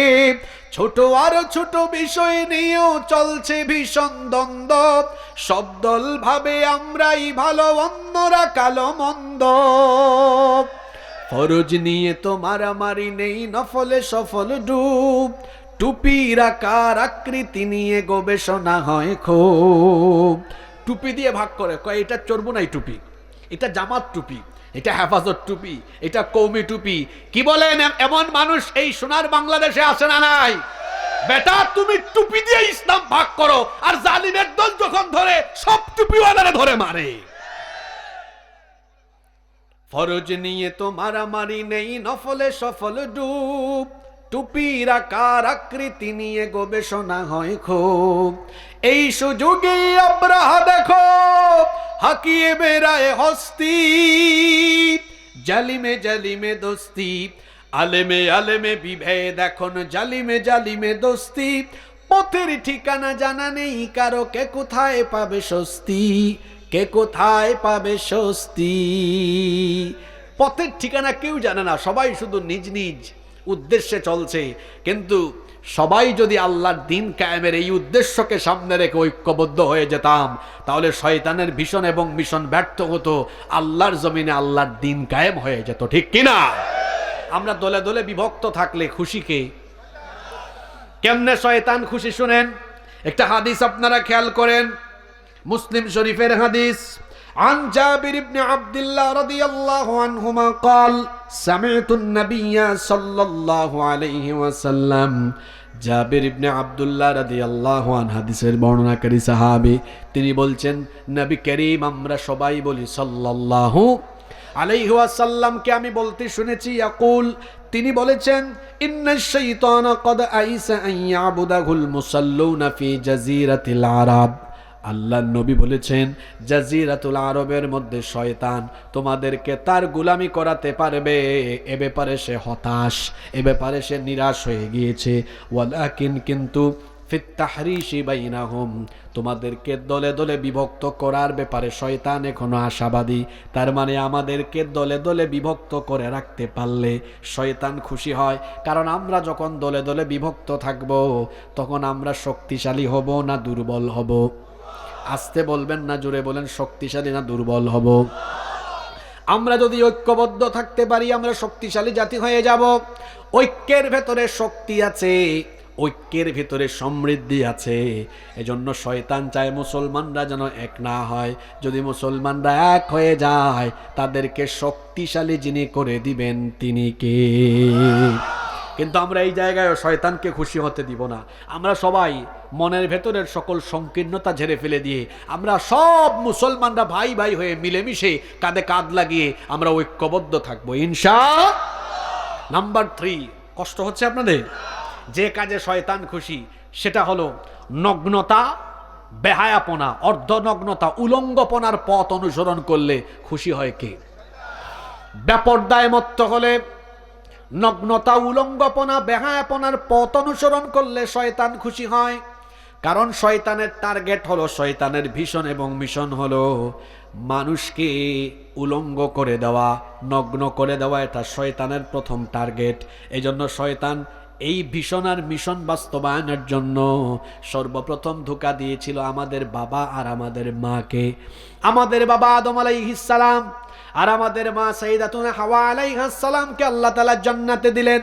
আল্লাহ বললেন, ইয়া আদম উসকুন আনতা ওয়া যাওজুকাল জান্নাতা ওয়া কুলা মিনহা রাগাদান হাইথু শি'তুমা ওয়া লা তাকরাবা হাযিহিশ শাজারাতা ফাতাকুনা মিনাল যালিমিন। আল্লাহ বললেন, হে আদম, তুমি আর তোমার স্ত্রী আমার বানানো এই জান্নাতের ভেতরে সানন্দে বসবাস করো, কিন্তু খবরদার ওই নিষিদ্ধ গাছের কাছে যেও না। যদি এই নিষিদ্ধ গাছের কাছে যাও, জালিমদের অন্তর্ভুক্ত হয়ে যাবে। বাবা আদম আলাইহিস সালাম আর মা হাওয়া আলাইহাস সালামকে এই হুকুম দিলেন কে? আসতে বলবেন না, জোরে বলেন, হুকুমটা দিলেন কে? কিন্তু শয়তান সে তো জান্নাত থেকে বিতাড়িত হওয়ার পরেই সে প্ল্যান নিয়েছে, পরিকল্পনা গ্রহণ করেছে, যেভাবেই হোক, যে জান্নাতে আমি থাকতে পারি নাই, এই জান্নাতে আমি আদম হাওয়াকেও থাকতে দিব। এজন্য শয়তান গিয়ে তাদের দুজনকেই কুমন্ত্রণা দিল। সে গিয়ে বলল, তোমরা কি জানো নাকি কেন আল্লাহ তাআলা তোমাদেরকে এই নিষিদ্ধ গাছের কাছে আসতে নিষেধ দিলেন? এই গাছের কাছে আসতে কেন তিনি তোমাদেরকে নিষেধ করেছেন জানো নাকি? যদি তোমরা এই নিষিদ্ধ গাছের কাছে এসে এই নিষিদ্ধ গাছের ফল ভক্ষণ করো, তাহলে জান্নাতে তোমরা চিরস্থায়ী হয়ে যাবে। এই রকম কথা বলে বলে বলে বলে সে ধোঁকা দিল। ধোঁকা দেওয়ার পরে তাদের উভয়কে সে ওই নিষিদ্ধ গাছের ফল আস্বাদন করালো, যার কারণে তাদের পরিণতি কি হলো আপনারা কোরআন থেকে শোনেন। কোরআনে কারীমের 7 নম্বর সূরা সূরাতুল আরাফের 26 নম্বর আয়াত থেকে আল্লাহ বলছেন, ইয়া বনি আদম ক্বাদ আনজালনা আলাইকুম লিবাসান ইউওয়ারি সাওআতিকুম ওয়ারিশা ওয়া লিবাসুত التقوى ذلك خير ذلك من آيات الله لعلهم يذكرون আল্লাহ তাআলা বলছেন, হে বনি আদম, আল্লাহ তোমাদের জন্য পোশাক অবতীর্ণ করেছেন, তোমাদের সাজসজ্জার জন্য, সৌন্দর্য বর্ধনের জন্য আল্লাহ পোশাক সৃষ্টি করেছেন। আর তাকওয়ার পোশাক হলো সবচাইতে শ্রেষ্ঠ পোশাক। এরপরের আয়াতে আল্লাহ বললেন, ইয়া বানি আদম লা ইয়াফতিনান্নাকুমুশ শাইতানু কামা আখরাজা আবাওয়াইকুম মিনাল জান্নাহ ইয়ানজিউ আনহুমা লিবাসাহুমা লিয়ুরিয়াহুমা সাওআতিহিমা। আল্লাহ তাআলা আমাদেরকে সতর্ক করলেন, হে বনি আদম, হে আদম সন্তানেরা শোনো, শয়তান যেভাবে তোমাদের বাপ আর মা অর্থাৎ আদম আলাইহিস সালাম আর হাওয়া আলাইহাস সালামকে ফিতনায় ফেলেছিল, শয়তান যেন একই কায়দায় তোমাদেরকে ফিতনায় না ফেলে। শয়তান তাদের উভয়কে ধোঁকা দিয়ে কুমন্ত্রণায় ফেলে ওই গাছের কাছে নিয়ে যাওয়ার কারণে নিষিদ্ধ গাছের ফল তারা যখন ভক্ষণ করলেন, সঙ্গে সঙ্গে তাদের শরীর থেকে জান্নাতের পোশাক খুলে পড়ে গেল। উভয়ের লজ্জাস্থান উভয়ে দেখে ফেললেন, শয়তান উভয়কে লজ্জাস্থান দেখিয়ে দিল। তাহলে বলেন তো বেটা ইবলিস, এই শয়তানের কাজ মানুষের শরীরে কাপড় রাখা না কাপড় খুলে ফেলা? কথা বুঝে থাকলে বলেন, শয়তানের কাজ মানুষের শরীরে কাপড় রাখা না খুলে ফেলা? শয়তান কিছু মানুষকে তার মুরিদ বানিয়েছে, প্রত্যেকটা দেশে দেশে এলাকায় এলাকায় সমাজে সমাজে তার খলিফা ছেড়ে দিয়েছে, যারা শয়তানের কাজ আঞ্জাম দিচ্ছে। অনেকে আছে তার ঘরে তার সমাজে তার নিজের নারীদেরকে বেপরদায় রেখে শয়তানের সেই উদ্দেশ্য সেই ভিশন আর মিশনকে বাস্তবায়ন করছে। আপনি যদি আপনার ঘরের নারীদেরকে এইভাবে উলঙ্গপনা, বেহায়াপনা, নগ্নতা, অর্ধনগ্নতা বা আপনি যদি তাদেরকে বেপর্দার দিকে উদ্বুদ্ধ করেন, পর্দায় রাখার ব্যাপারে আপনি সচেতন না হন, তাহলে বলেন তো আল্লাহর উদ্দেশ্য হাসিল হবে না শয়তানের উদ্দেশ্য পূরণ হবে? তো আমরা কি শয়তানের উদ্দেশ্য পূরণ করব নাকি? যে পুরুষ তার ঘরের নারীদেরকে পর্দায় রাখতে পারে না, এই পুরুষের নাম হলো দাইয়ুস। আর দাইয়ুস কোনোদিন আল্লাহর জান্নাতের গন্ধও পাবে? আপনার লজ্জা করে না আপনার বউ যে বেপর্দায় হাঁটে? আর আমি তো বলি, যে পুরুষের স্ত্রী বেপর্দায় হাঁটে ওই পুরুষের কোনো রুচি নাই, এটা বেহায়া, এ পুরুষ নামে কলঙ্ক। আপনার বউ বেপর্দা হয়ে তার নাক, ঠোঁট, গাল, হাত, পা সব মানুষ দেখে আপনার একটু খারাপও লাগে না? আপনার পুরুষত্ব আছে কিনা আমার সন্দেহ আছে। আপনার তো খারাপও লাগে না। তার বউয়ের ফটো ফেসবুকে আপলোড দেয়, মেসেঞ্জারের স্টোরিতে দেয়, হোয়াটসঅ্যাপে দেয়। এইরকম পুরুষ অবশ্য জিনাইদাতে নাই। এখন তো নতুন ফিতনা এসেছে। এর আগে ছিল ট্রাভেল ব্লগ, ফুড ব্লগ, আর এখন নতুন ফিতনা শুরু হয়েছে কাপল ব্লগ। এটা চাচারা বুঝবেন না, যারা বুঝার তারা বুঝছে। হাজব্যান্ড ওয়াইফ দুইজন মিলে কিভাবে খায়, কোথায় যায়, কি করে, সব তারা ভিডিও ধারণ করে ফেসবুকে, টিকটকে, ইউটিউবে আপলোড করে। অনেকে তার চ্যানেল বা পেজ মনিটাইজেশন করে সামান্য কয়েকটা ডলার কামানোর ধান্দায় নিজের বউকে যারা মানুষের চোখের সামনে ছেড়ে দিয়ে নিজের বউকে যারা পণ্য বানিয়েছে, এরা পুরুষ নামের কলঙ্ক। তোমার ভিতরে পুরুষত্ব আছে কিনা আমার সন্দেহ আছে। বউ তো হলো একজন পুরুষের কাছে মহামূল্যবান সম্পদ। আমি কি সম্পদ বলে ভুল বলেছি? না। তাহলে আপনি রসুলের ওই হাদিস জানেন না? ইবনে মাজাহ শরীফের হাদিস, রসুল বলেছেন আদ-দুনিয়া কুল্লুহা মাতা, দুনিয়ার সবকিছু হলো সম্পদ। ওয়া খায়রু মাতা'id দুনিয়া আল মারআতুস সালিহা, আর দুনিয়ার সকল সম্পদের মধ্যে নেককার নারী হলো সর্বশ্রেষ্ঠ সম্পদ। সুবহানাল্লাহ। যার নেককার স্ত্রী আছে দুনিয়াতে তার সবকিছুতে বরকত আছে। আর যার ঘরের বউটা খারাপ, তার টাকা পয়সা ক্ষমতা বাড়ি গাড়ি সব হলেও তার সুখ শান্তি আর থাকবে না। কারণ ঘরের বউ খারাপ থাকলে মানসিক একটা অশান্তি আছে না নাই? জোরে বলেন আছে না নাই? আরেকটা হাদিস আমার মনে পড়লো, আল্লাহর নবী এজন্য বলেছেন, দুনিয়ায় যে ব্যক্তি 4টা জিনিস পেয়েছে সেই ব্যক্তি দুনিয়ার সুখ পেয়েছে। আরবাউম মিনাস সাআদাহ, 4টি জিনিস হচ্ছে সৌভাগ্যের আলামত। এই 4টা জিনিস যারা পেয়েছে এরা দুনিয়াতে সুখী। এর মধ্যে 1 নম্বর হচ্ছে আল মাসকানুল ওয়াসি', প্রশস্ত বাড়ি। 2 নম্বর আল মারকাবুল হানি, চলার জন্য একটা বাহন। আমি এখানে একটু মিস্টেক করে ফেললাম। 1 নম্বর সিরিয়ালে হচ্ছে আল মারআতুস সালিহা, নেককার নারী। 2 নম্বর হচ্ছে আল মাসকানুল ওয়াসি', প্রশস্ত বাড়ি। 3 নম্বর হলো ওয়াল মারকাবুল হানি, চলার জন্য বাহন।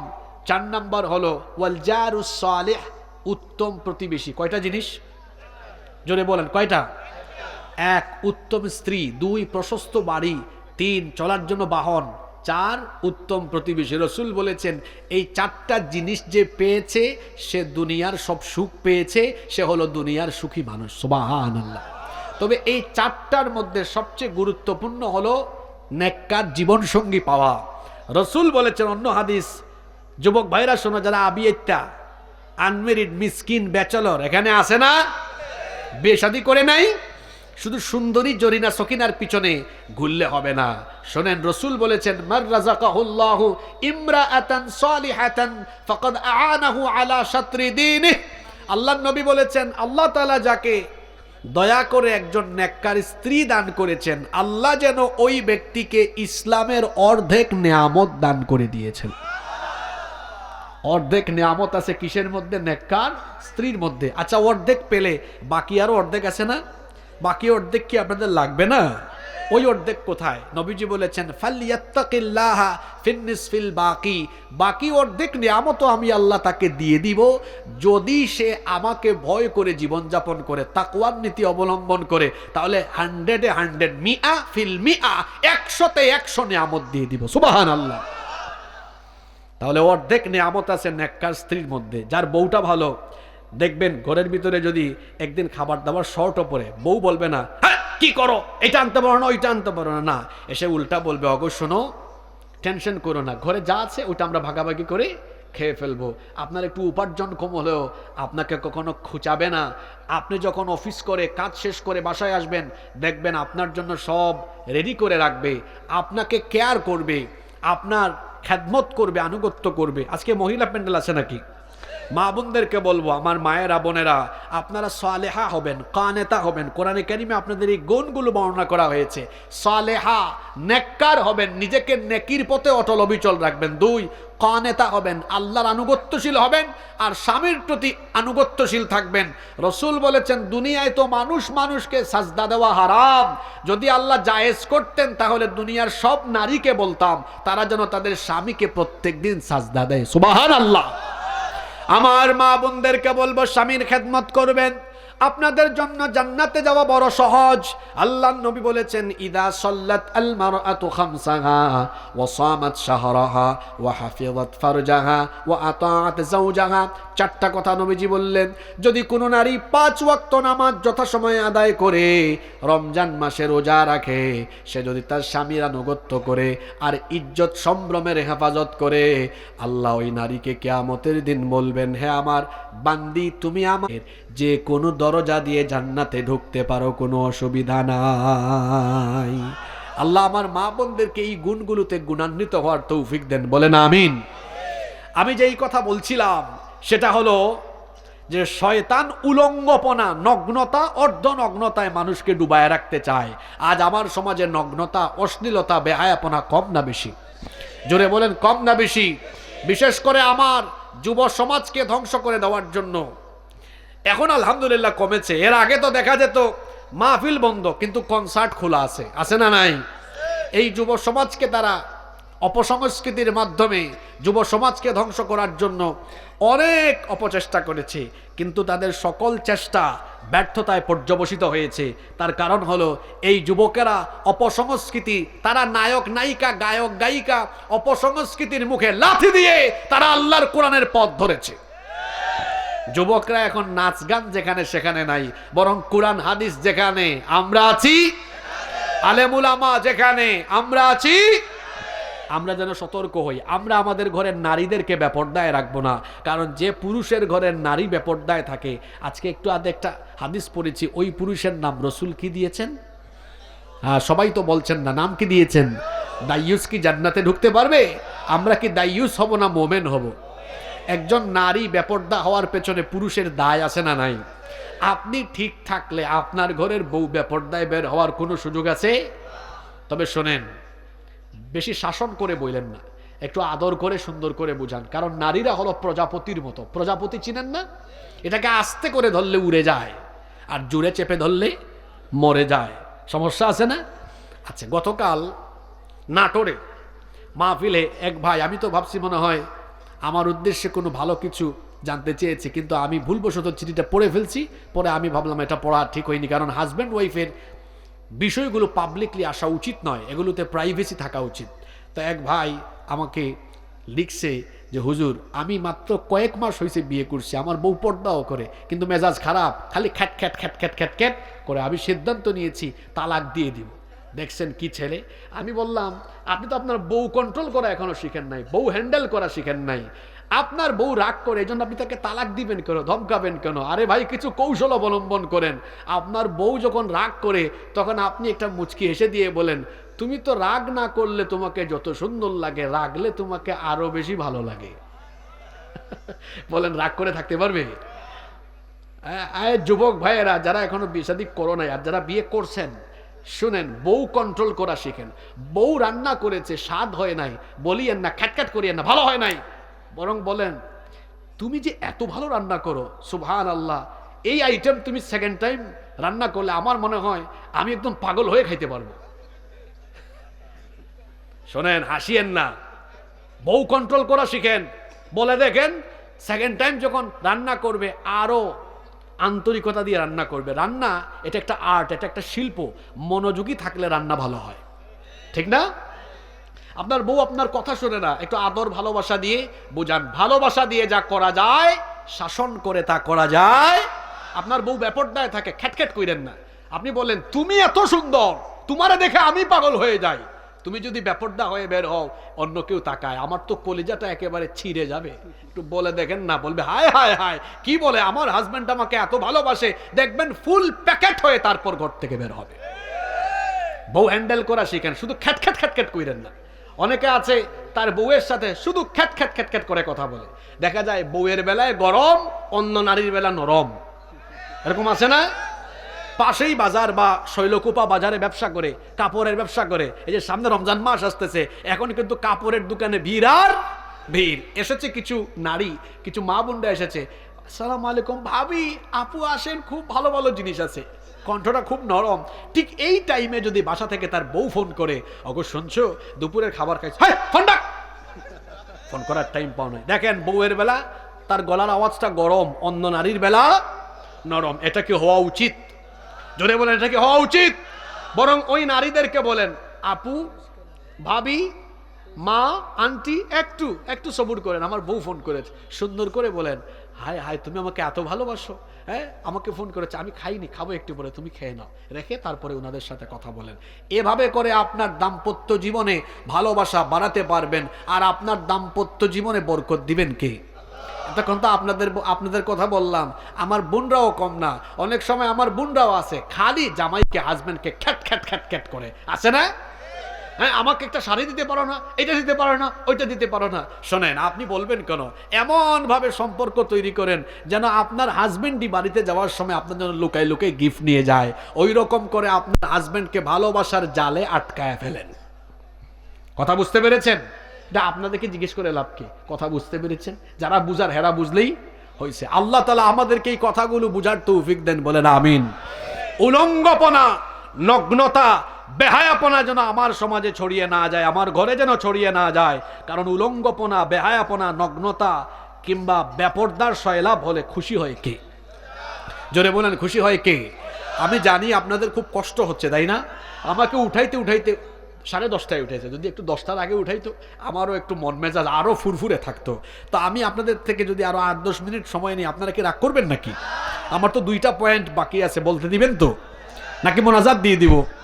বাকি 2টা খুব সেন্সিটিভ, বলার সুযোগ দিবেন তো? তাহলে কয়টা গেল? যে কাজগুলোতে শয়তান খুশি, দেখি 3টা মনে রাখছেন কিনা। 1 নাম্বার, কি ছাড়লে শয়তান খুশি? জোরে বলেন, সবাই বলেন। আপনারা কি নামাজ ছাড়বেন? 2 নাম্বার কি বলেছিলাম? দলে দলে বিভক্ত থাকলে শয়তান খুশি, ঐক্যবদ্ধ থাকলে খুশি কে? 3, বেপরদা উলঙ্গপনায় মত্ত থাকলে খুশি কে? 4, অশ্লীলতা এবং জিনা বেবিচারে মত্ত থাকলে শয়তান খুশি। কারণ শয়তান চায় আমাদেরকে জিনার সাগরে ডুবিয়ে রাখতে। জিনা বেবিচারকে হারাম করে দিয়েছেন কে? আল্লাহ তাআলা কোরআনে কারীমে বলছেন, ওয়ালা তাকরাবুজ জিনা, জিনার নিকটবর্তী হয় না। ও আমার কলিজার টুকরা যুবক ভাইয়েরা শোনেন, বিবাহের আগে বিবাহ বহির্ভূত হারাম রিলেশন করে নিজের যৌবনটাকে নষ্ট করবেন না, যৌবনটাকে ধ্বংস করে দিবেন না। বিবাহ বহির্ভূত সম্পর্ক হালাল না হারাম? আরো জোরে বলেন। রাতের বেলা গার্লফ্রেন্ড বানাইয়া তার সাথে করেন চেটিং, আর দিনের বেলায় মারেন ডেটিং। এগুলো বন্ধ করেন, আল্লাহকে ভয় করেন। ও আমার ভাইয়েরা, জিনা বেবিচারের শাস্তি বড় মারাত্মক। জিনা বেবিচারের শাস্তি বড় মারাত্মক। এই শাস্তি আল্লাহ দুনিয়া থেকে দেওয়া আরম্ভ করে দেন। আল্লাহ নবী বলেছেন, ইদা জানার রাজুলু খারাজা মিনহুল ঈমান, যখন কোনো ব্যক্তি বেবিচারে লিপ্ত হয় তখন তার অন্তর থেকে ঈমান বের হয়ে যায়।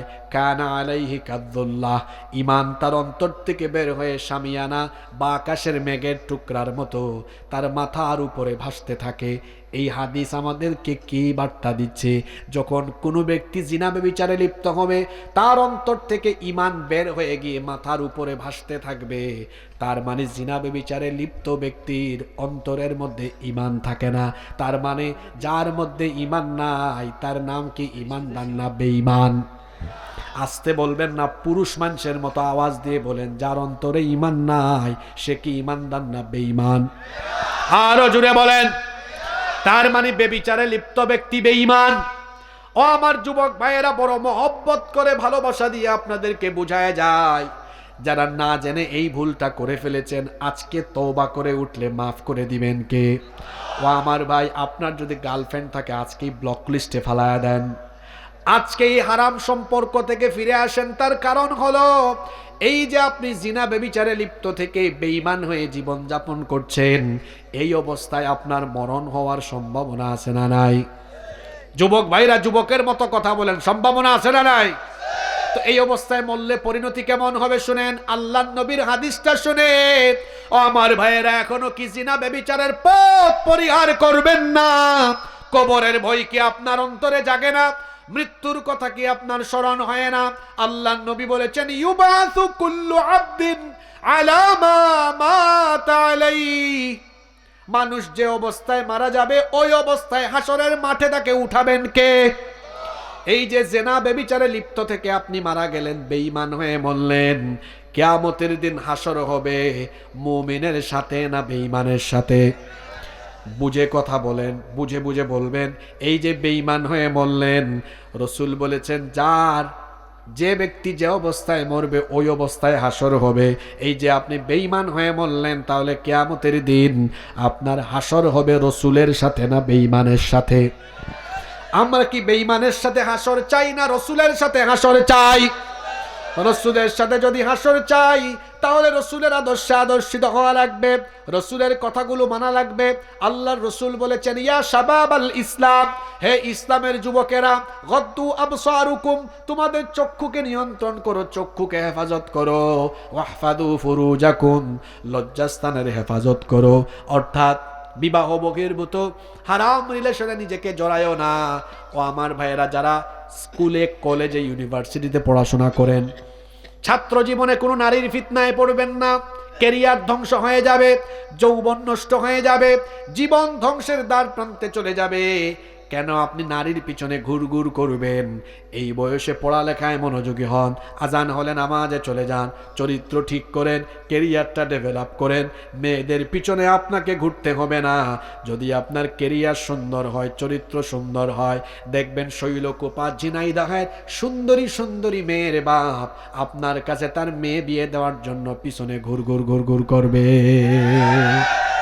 অসভ্য ছেলেদের মতো মেয়েদের পিছনে ঘুরবেন না, বরং নিজেকে এমন যোগ্যতায় নিয়ে যান যাতে আপনার পিছনে মেয়েদের বাপরা ঘুরে। যুবক ভাইরা, ঘুরবেন না ঘুরাবেন? আওয়াজ তো বড় কম হইল। ঘুরবেন না ঘুরাবেন? ঘুরাবেন, ঘুরাবেন। ওই যোগ্যতায় নিজেকে নিয়ে যেতে হবে। চোখের হেফাজত করেন। কেন চোখের হেফাজতের কথা আগে বলা হলো? সূরা নূরেও আল্লাহ আগে চোখের হেফাজতের কথা বলেছেন। তার কারণ হলো আল্লামা ইমাম কুরতুবী রহমতুল্লাহ আলাইহের কথা আমার মনে পড়ল। তিনি বলেছেন, চক্ষু হলো মানুষের হৃদয়ের আয়না। চক্ষু হলো হৃদয়ের আয়না। মানুষ প্রথমে চক্ষু দিয়ে দেখে, তারপর হৃদয়ে তা ধারণ করে, তারপরে কল্পনায় করতে করতে সেটাতে আসক্ত হয়ে অ্যাকশনে নামে। কিন্তু কেউ যদি প্রথম থেকেই তার চক্ষুকে হেফাজত করতে পারে, তাহলে সকল প্রকার অশ্লীলতা, মন্দ চিন্তা ভাবনা এবং জিনা থেকে তাকে হেফাজত করবেন কে? এজন্য আমার যুবক ভাইদেরকে বলবো, রাস্তাঘাটে চলার সময় পরনারী থেকে নিজের চক্ষুকে নিম্নগামী করে রাখতে হবে। হুকুম কার? এই যে মোবাইল, প্রত্যেকের হাতে এটা আছে। আপনি ইউটিউবে, ফেসবুকে ভালো কোনো ভিডিও দেখলেও হতে পারে নিচের দিকে খারাপ কোনো ভিডিও চলে আসতে পারে। যদি আপনার মনের অজান্তে খারাপ কোনো ভিডিওর দিকে চক্ষু চলে যায়, আল্লাহর নবী আলী রাদিয়াল্লাহু আনহুকে বলেছেন, লা তুতবিউন নাযরাতান নাযরা, দৃষ্টির পরে আর দৃষ্টি দিও না। ভুলবশত কোথাও চক্ষু চলে গিয়েছে হারাম কোনো জিনিসের দিকে, ভুলবশত গিয়েছে, কিন্তু পরের বার আর দিও না। কারণ ফা ইন্নালাকাল উলা ওয়া লাইসাত লাহাল আখিরা, কারণ প্রথম দৃষ্টিটা তোমার, কিন্তু পরবর্তী দৃষ্টিটা তোমার নয়। পরবর্তী দৃষ্টিটা কার? জোরে বলেন। প্রথম দৃষ্টিটা ছিল নিজের, কিন্তু পরের দৃষ্টিটা কার? এই জন্য প্রথমবার যদি ভুলবশত যায়, দ্বিতীয়বার আর ফিরেও তাকাবেন না। এই হাদিস শুনে আবার ভুল বুঝবেন না যে হুজুর যেহেতু বলছে প্রথমবার তাকানো জায়েজ, তাইলে প্রথম চান্সে আমি দেখে নিব। এটা বলেছি আমি, মনের অজান্তে ভুলবশত যদি হয়, কিন্তু ইচ্ছে করে এটা করা যাবে না। কারণ আমার চোখের খেয়ানত মানুষ না জানলেও চোখের খেয়ানত জানেন কে? আসতে বলবেন না, জুড়ে বলেন, জানেন কে? ও আমার যুবক ভাইয়েরা, চরিত্র বানান ইউসুফ নবীর মতো। আপনার দিকে কি এই রঘুনন্দনপুরের মেয়েরা তাকায় কিনা আমার সন্দেহ আছে, কিন্তু আল্লাহর নবী ইউসুফ আলাইহিস সালাম, তাকে আল্লাহ এত সুন্দর করে বানিয়েছেন, এই দুনিয়ার অর্ধেক সৌন্দর্য আল্লাহ তার নবীকে দিয়েছেন। সুবহানাল্লাহ কইতে পারলেন না? যার সৌন্দর্যে অভিভূত হয়ে মিশরের সেই যুগের সুন্দরী রূপসী নারীরা ফল কাটতে গিয়ে নিজেদের আঙ্গুল কেটেছে, টেরও পায় নাই। তিনি যে ঘরের মধ্যে লালিত পালিত হয়েছেন, সেই ঘরের দুষ্ট নারী সুন্দরী মহিলা জুলাইখা প্রত্যেক দিন তার চোখের সামনে ইউসুফ আলাইহিস সালামকে দেখতে দেখতে তার রূপে মুগ্ধ হয়ে পাগল পারা হয়ে একদিন সে নির্জনে তার দাসীর মাধ্যমে একেবারে খাস কামরা ইউসুফ নবীকে ডেকে নিয়ে আসলো। 7টা দরজা ছিল, সবগুলো দরজায় তালা লাগিয়ে বন্ধ করে দিল, লক করে দিল। তারপরে বলল, ইউসুফ আমার কাছে এসে আমার মনোবাসনা পূরণ করো। আল্লাহর নবী ইউসুফ আলাইহিস সালাম এই সময় আল্লাহকে ভয় করলেন। আল্লাহকে ভয় করে এই মহিলার প্রস্তাবকে প্রত্যাখ্যান করলেন। কিন্তু কেমন করে এই জায়গা থেকে বের হবেন? কারণ 7টা দরজা, সবগুলো দরজা লক করা। তিনি মনে মনে চিন্তা করলেন, জুলাইখার কাছে হয়তো 7টা দরজার চাবি, কিন্তু সব কিছুর কুদরতি চাবি আছে কার হাতে? জোরে বলেন, কার হাতে? তিনি তখন আল্লাহকে ভয় করে তালাবদ্ধ দরজার দিকে আল্লাহর উপর ভরসা করে যখন দৌড় মারলেন, আল্লাহ তাআলা খুশি হয়ে তার নবী ইউসুফ আলাইহিস সালামের চরিত্র হেফাজত করবার জন্য তার কুদরতি চাবি দিয়ে সবগুলো দরজা তার জন্য খুলে উন্মুক্ত করে দিলেন। যুবক ভাইরা, চরিত্রকে এইভাবে বানান। যদি আপনি আপনার চরিত্রকে হেফাজত করতে পারেন, আল্লাহর নবী বলেছেন, যে যুবক তার চরিত্রের হেফাজত করবে, আযমানুলাহুল জান্নাহ, কিয়ামতের দিন আমি ওই যুবকের জন্য জান্নাতের জিম্মাদার হয়ে যাব। ও আমার যুবক ভাইয়েরা, নিজের চরিত্র হেফাজত করলে আপনাদের জান্নাতের জিম্মাদারি গ্রহণ করার ওয়াদা করেছেন মুহাম্মাদুর রাসূলুল্লাহ সাল্লাল্লাহু। আমরা কি রসুলের সাথে জান্নাতে থাকতে চাই না? জিনা ব্যভিচারের পথ পরিহার করব। আর আমার গার্ডিয়ান এখানে বাবা মা যারা আছেন, আমি সবাইকে অনুরোধ করব বিবাহের পদ্ধতি আমরা সহজ করে ফেলব ইনশাআল্লাহ। 5 এবং সর্বশেষ পয়েন্ট, মনোযোগ আছে তো আপনাদের? যে কাজে শয়তান খুশি, এই এক পয়েন্টে আমভাবে সব ঢুকে যাবে। 5 এবং সর্বশেষ হলো, আল্লাহর আইন বাদ দিয়ে সমাজ এবং রাষ্ট্রে যদি মানুষের তৈরি করা আইন প্রতিষ্ঠা করা যায়, এই কাজে শয়তান খুশি না বেজার? আপনারা মনে হয় বুঝেন নাই, শয়তান খুশি না বেজার? আচ্ছা বলেন তো, আল্লাহর আইন সমাজে প্রতিষ্ঠা হলে সমাজে অন্যায়, অবিচার, জুলুম, নির্যাতন কমবে না বাড়বে? জোরে বলেন, কমবে না বাড়বে? গত কয়েকদিন ধরে আমাদের দেশে আইন শৃঙ্খলার চরম অবনতি ঘটেছে। আপনারা দেখেছেন বিভিন্ন জায়গায় চুরি, ডাকাতি, ছিনতাই, সন্ত্রাস, আগুন বেড়ে গিয়েছে। এইটাও পতিত স্বৈরাচার যারা, তাদের কোনো ষড়যন্ত্র কিনা তা খতিয়ে দেখা দরকার। কিন্তু স্বরাষ্ট্র উপদেষ্টা সে একটা অথর্ব, একটা অপদার্থ। অথর্ব এবং অপদার্থ না হলে আইন শৃঙ্খলার এত অবনতি ঘটতো? দায়িত্ব পালন করতে পারলে দায়িত্বে থাকেন, নইলে দায়িত্ব ছেড়ে দিয়ে চলে যান।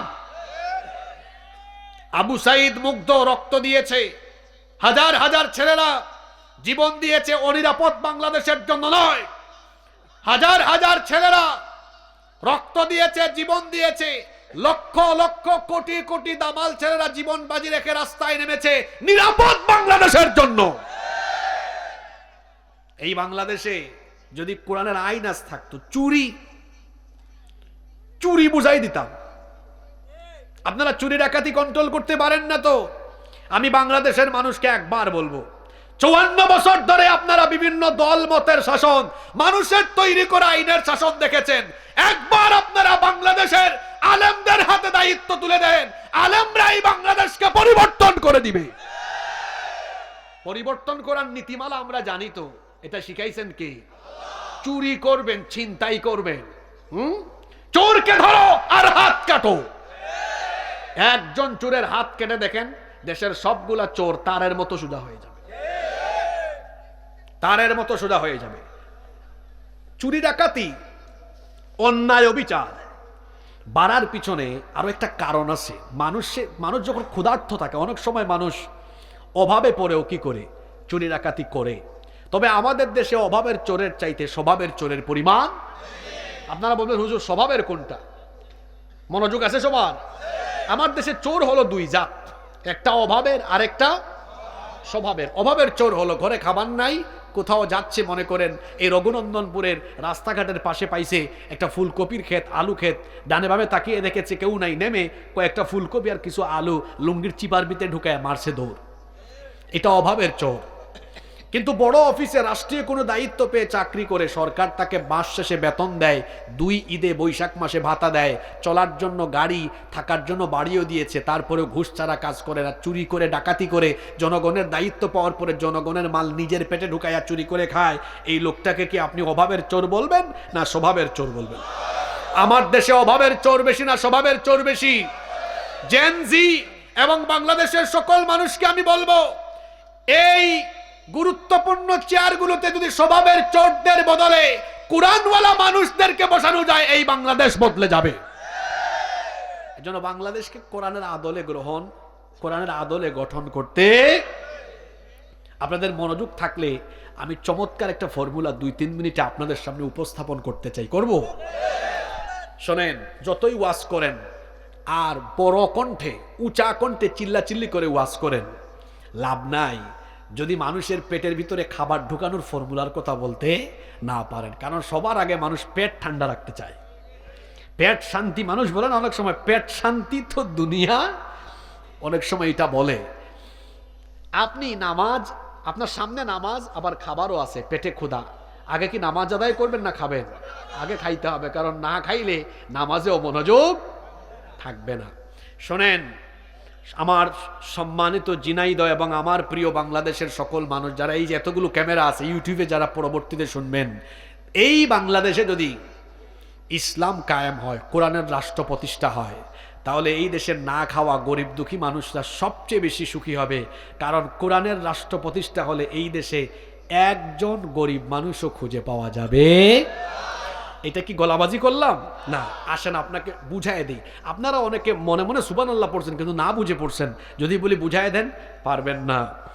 আল্লাহ তাআলা সূরা হজের মধ্যে বলেছেন, আল্লাযীনা ইম্মাক্কান্নাহুম ফিল আরদি আকামুস সালাতা ওয়া আতাউজ যাকাতা ওয়া আমারু বিল মা'রুফি ওয়া নাহাউ আনিল মুনকার ওয়ালিল্লাহি আকিবাতুল উমুর। আল্লাহ বলছেন, যদি আমি মুমিনদেরকে রাষ্ট্র ক্ষমতা দান করি তাহলে এক নম্বরে তারা সালাত কায়েম করবে, দুই নম্বরে তারা যাকাত আদায় করবে। আল্লাহ যাকাতের ফর্মুলা দিয়েছেন। যাকাত হচ্ছে এমন একটি ফর্মুলা, আল্লাহ এটা দিয়েছেন সমাজের অসচ্ছল বেকার মানুষদের বেকারত্ব দূর করে তাদের পরিবারে তাদের সমাজের সচ্ছলতা ফিরিয়ে আনবার জন্য এই যাকাতের ফর্মুলা দিয়েছেন কে? কিন্তু দুঃখের কথা হলো বাংলাদেশের শতকরা 95-96% মানুষ যাকাত আদায়ের সঠিক ফর্মুলা জানে না। এই কারণে তাদের যাকাত আদায়ও হয় না। অনেকে আছে অনুমান করে যাকাতের টাকা দেয়, তারপরে দেখা যায় 200 টাকা 300 টাকা 500 টাকা করে মানুষের মধ্যে বন্টন করলো, অথবা মাঝে মাঝে যাকাতের শাড়ি লুঙ্গি কিনে এনে, যাকাতেরও আবার শাড়ি লুঙ্গি আছে, মানে সবচেয়ে ফালতু শাড়ি আর ফালতু লুঙ্গি যেটা একবারের বেশি পড়া যাবে না, ওইটা কিনে এনে যাকাত আদায় করবে। এরকম যারা যাকাত আদায় করে এদের যাকাত 100% আদায় হয় না। কারণ যাকাতের বিধান আল্লাহ দিয়েছেন সমাজ থেকে অসচ্ছলতা দারিদ্রতা দূরীকরণের জন্য। আমার দিকে তাকান, আজকের পুরা ওয়াজ মনে রাখতে না পারলেও আমার কোনো মনকষ্ট নাই, কিন্তু এই পয়েন্টটা যদি নিয়ে যেতে পারেন মনে করবো আমার আলোচনাটা সার্থক। কারণ এটা বাংলাদেশের মসজিদে বলেন, মাহফিলে বলেন, এই কথাগুলো বলা হয় না। মনোযোগ আছে আপনাদের? যাকাত ইসলামী সরকার থাকলে ইসলামী সরকার নিবে, কিভাবে আদায় করবে সেটা আমি বলছি। এবার আসেন আমরা আমাদের এই রঘুনন্দনপুর গ্রাম দিয়ে দেখাই। মনে করেন এই গ্রামে যদি একটা কমিটি থাকে, কথার কথা এটা উদাহরণ দিচ্ছি বোঝানোর জন্য। এই গ্রামের যাদের উপর যাকাত ফরজ, কিংবা আশপাশের বিভিন্ন গ্রাম থেকে তারা যাকাতের টাকা কালেকশন করলেন, করে দেখা গেল মোট 2 লক্ষ টাকা তারা উত্তোলন করতে পেরেছেন। জোরে বলেন তো কয় লক্ষ টাকা? এখন দেখুন, এই 2 লক্ষ টাকা জন প্রতি 500 টাকা করে দিলে মোট 400 জন মানুষকে দেওয়া যাবে। কতজন? 2 লক্ষ টাকা 400 জনকে দেওয়া যাবে। কত করে দিলে? এখন আপনারা আমাকে বলেন তো, এই যে এতগুলা মানুষকে 500 টাকা করে দিলেন, এতে কি এদের দারিদ্রতা দূর হয়ে যাবে? এক বেলা খাবে, পরের বেলা আবার পেটে ক্ষুধাই থাকবে। আপনি যদি এই 2 লক্ষ টাকা এত মানুষকে না দিয়ে, মনে করেন এই গ্রামের একজন বিধবা নারী আমার বোনকে এনে বললেন, আপনার তো পরিবার চলে না, এই নেন একটা সেলাই মেশিন কিনে দিলাম, এটা দিয়ে কাজ করে খান। বলেন এবার এই মহিলার পরিবার চলার মতো পরিস্থিতি তৈরি হবে কি হবে না? আরেকজন ভাই, তার পরিবারটা চলে না, বড় গরিব মানুষ, 4-5 জন সদস্য আছে পরিবারে, পরিবারটা চালাইতে পারে না। আপনাদের এলাকায় ভ্যান চলে না, একটা ভ্যান কিনে দিলেন, অটোরিকশা কিনে দিলেন। আরেকজনকে ছোট একটা টঙের দোকান করে দিলেন, আরেকজনকে 2টা হালের বলদ কিনে দিলেন। 2 লক্ষ টাকা এত মানুষকে দিয়া ফায়দা হবে না, কিন্তু 3-4 জন মানুষকে যদি আপনি এই সিস্টেমে দেন, তাহলে বলেন তো এই 3-4টা পরিবার চলার মতো পরিস্থিতি তৈরি হবে কি হবে না?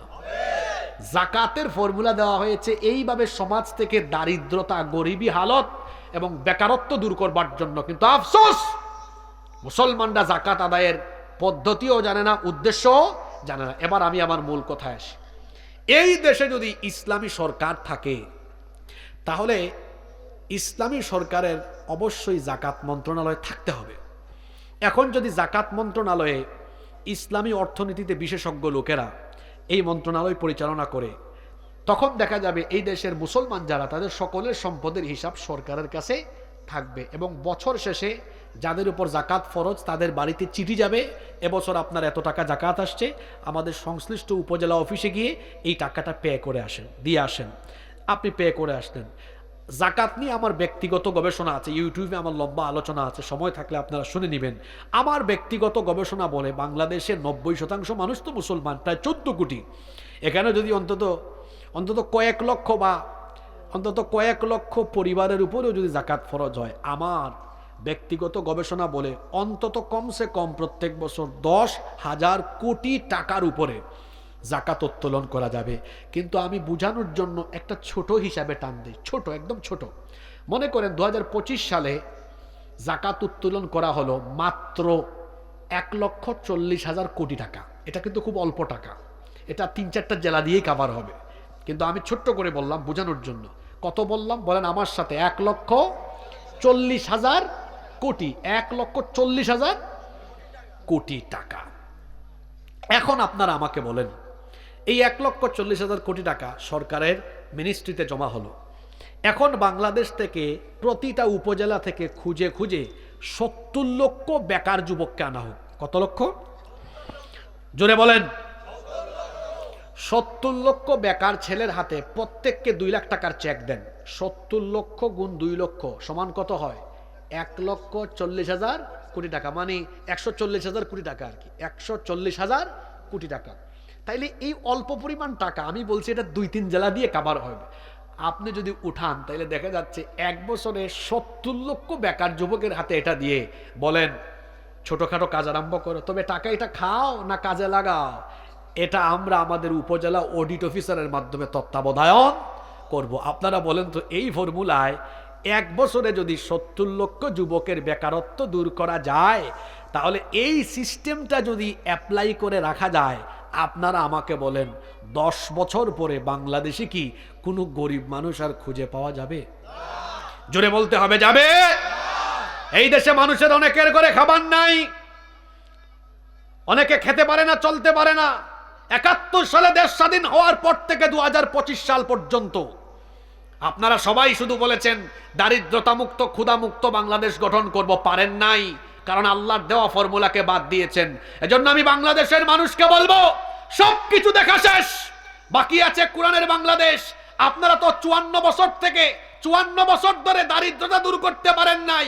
আমাদের আলেমদের হাতে দায়িত্ব দিয়ে দেখেন, 10 বছরে বাংলাদেশ থেকে দারিদ্রতা আমরা দূর করে দিব। আমি চ্যালেঞ্জ করে গেলাম, চ্যালেঞ্জ করলাম এই ঝিনাইদহ থেকে। আপনি জাকাতের ফর্মুলা এখনো বুঝতে পারেন নাই। পৃথিবীতে কি এই সোনালী সময় কখনো এসেছিল? হ্যাঁ, ওমর ইবনে আব্দুল আজিজ রহমতুল্লাহ আলাইহির জামানায় মানুষ জাকাতের টাকা নিয়ে রাস্তায় রাস্তায় ঘুরেছে, কিন্তু জাকাত দেওয়ার মতো একজন মানুষ তারা খুঁজে পায় নাই। সুবহানাল্লাহ মুখ দিয়ে বাইরে না। এইরকম বাংলাদেশ চান কি চান না? মানুষের তৈরি করা আইন দিয়ে দেশ চলবে, এক গ্রুপ খাইয়া পেট ফুলাবে, আরেক গ্রুপ না খাইয়া মরবে। আর কোরআন যখন প্রতিষ্ঠা হবে তখন ভেদাভেদ থাকবে না, প্রত্যেকের ঘরে খাবার থাকবে, কারণ আল্লাহর কোরআন ন্যায় ইনসাফের পক্ষে। শয়তান চায় কোরআন যেন প্রতিষ্ঠা না হয়। এজন্য আল্লাহ কোরআনে বলেছেন, আল্লাযীনা আমানু ইউকাতিলুনা ফি সাবিলিল্লাহ, যারা ঈমানদার তারা লড়াই করে কার পথে?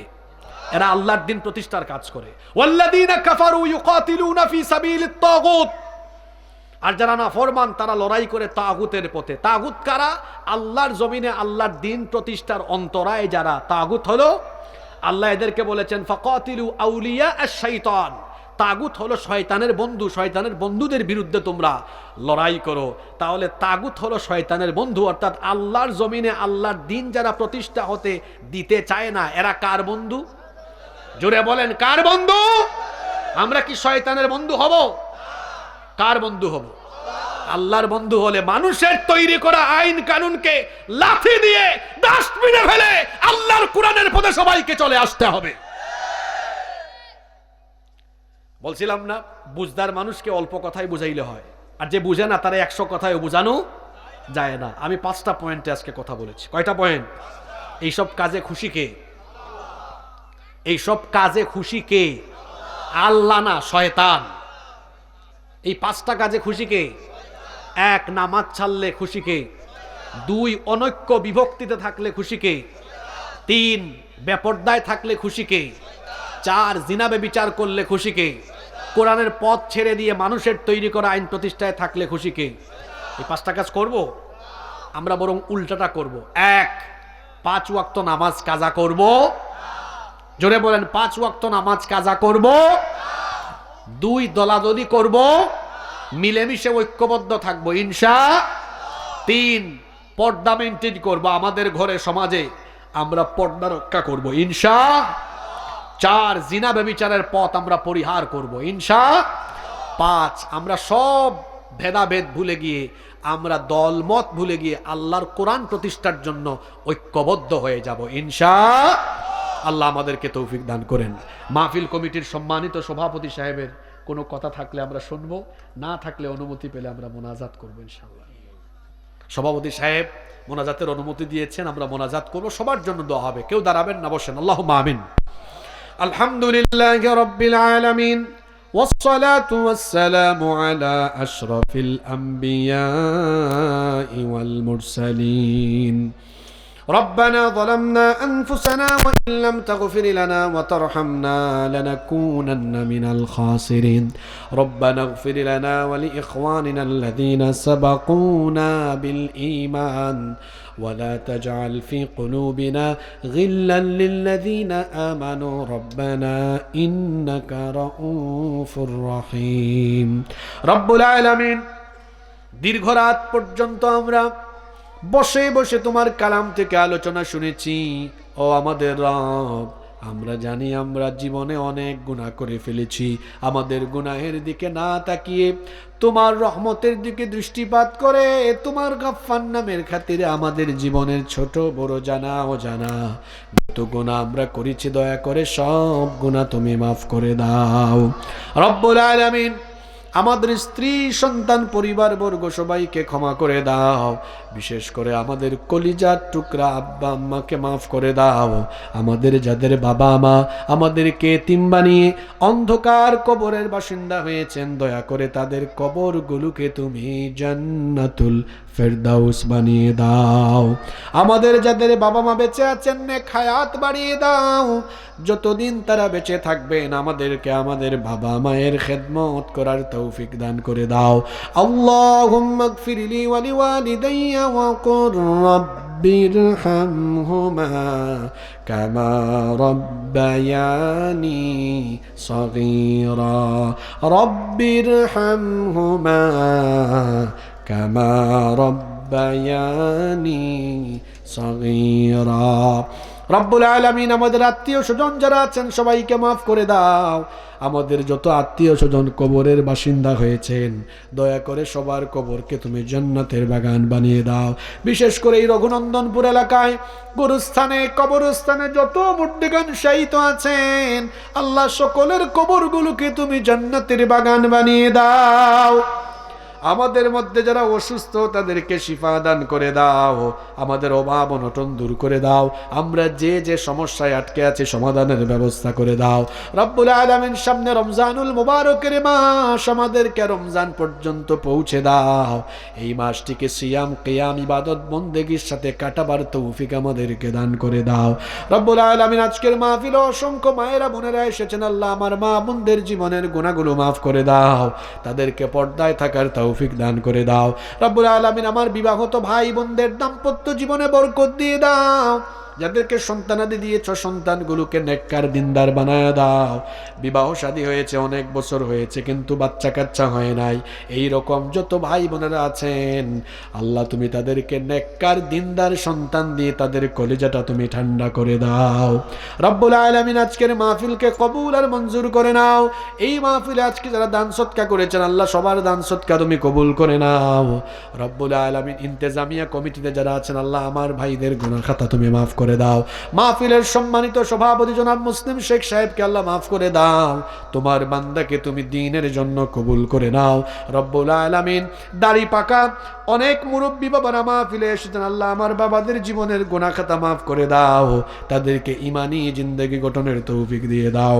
আমার কলিজার টুকরা অনেক যুবক তরুণ ভাইরা মাহফিলে এসেছেন আল্লাহ আমার ভাইদের গুনাহ খাতা মাফ করে দাও, তাদের প্রত্যেককে তুমি দ্বীনের জন্য কবুল করে নাও রব্বুল আলামিন।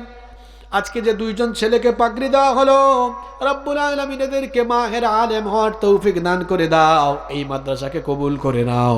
এই মাদ্রাসার প্রতিষ্ঠা লগ্ন থেকে যারা এই মাদ্রাসার খেদমত করে করে দুনিয়া থেকে বিদায় হয়েছেন আল্লাহ তাদেরকে মাফ করে দাও। যারা জীবিত আছেন নেক হায়াত দান করে দাও রব্বুল আলামিন। আমাদের সকলকে তুমি তোমার দ্বীনের উপরে অটল অবিচল থাকার তৌফিক দিয়ে দাও। রাস্তাঘাটে সকল প্রকার বিপদ আপদ বালা মুসিবত থেকে আমাদেরকে হেফাজত করো আজীবন আমাদেরকে তোমার দ্বীনের উপরে অটল অবিচল থাকার তৌফিক দান করো। সাল্লাল্লাহু তাআলা আলা খায়রি খালকিহি মুহাম্মাদ ওয়া আলিহি ওয়া আসহাবিহি আজমাইন বিফadli সুবহান রাব্বিকা রাব্বিল ইজ্জাতি আম্মা ইয়াসিফুন ওয়া সালামুন আলাল মুরসালিন والحمد لله رب العالمين وجاء الآخر كلامنا عند الموت لا إله إلا الله محمد رسول الله صلى الله عليه وسلم.